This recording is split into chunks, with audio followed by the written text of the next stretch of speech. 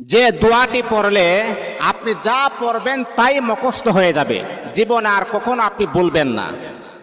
আপনি যা পড়বেন তাই আপনার নলেজের ভিতরে ফিট হয়ে যাবে, আপনি কখনো বলার চেষ্টা করলে বলতে পারবেন না।